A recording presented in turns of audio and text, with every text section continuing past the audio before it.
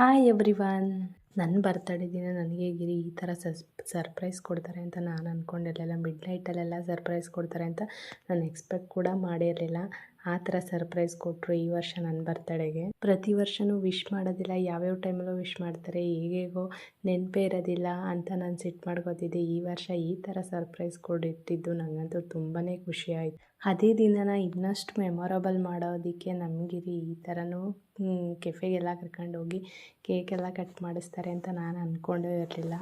ಇದನ್ನು ನೋಡಿದಾಗ ಕೆಲವರಿಗೆ ಸಿಲ್ಲಿ ಅನ್ನಿಸ್ಬೋದು, ಮತ್ತು ಕೆಲವರಿಗೆ ಇದೇನು ಇಷ್ಟೊಂದು ಗ್ರ್ಯಾಂಡಾಗಿ ಮಾಡ್ಕೋಬೇಕಾ ಅನ್ನಿಸ್ಬೋದು.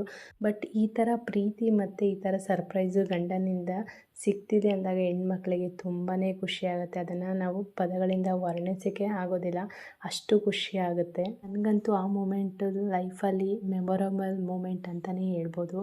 ಯಾಕೆ ಅಂದರೆ ನನಗೆ ತುಂಬ ಖುಷಿಯಾಗಿದ್ದ ದಿನ ಅಂತಲೇ ಹೇಳ್ಬೋದು. Thank you for watching. Thank you all.